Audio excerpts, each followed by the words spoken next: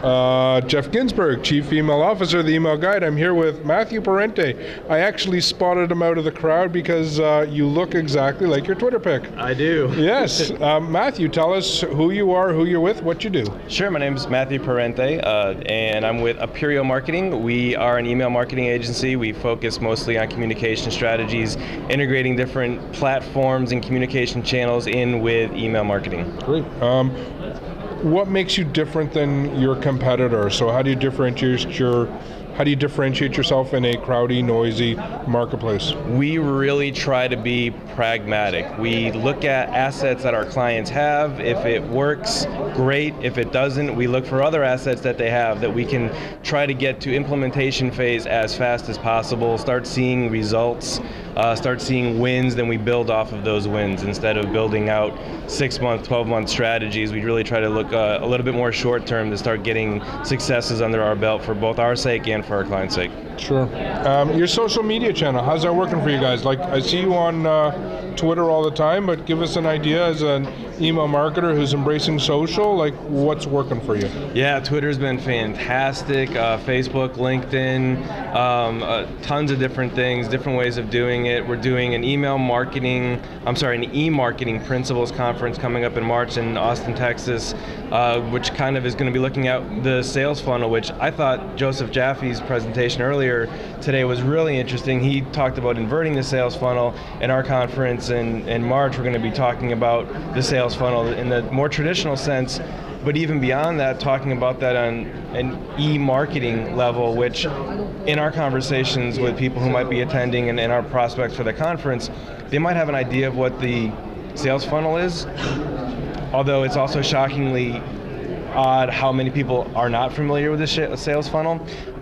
But those who are familiar with it are still not really sure how e-marketing applies to it, and all those concepts, social media, etc., really get back into the retention phase, really get into the consideration phase. Those things have been huge for us. Sure.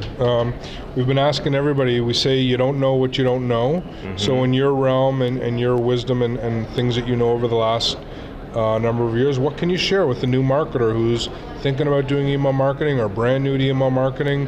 What is it that you know that maybe they don't know? Start simple. All the theory is great, but do something that works and start building off of it. We talked, again, Joseph Jaffe, I think, was a great concept, but might be a little bit out there for somebody who's just starting. That might be a bit of a reach to go to. Start thinking about, your content, keeping it relevant. I just, in fact, tweeted out just seconds ago about, I still think the old formula, the 40-40-20 rule, is as relevant as anything else that I haven't heard that at all today. 40% of your email success will be based off of your audience, 40% will be based off of your content, and 20% would be based off of your creative.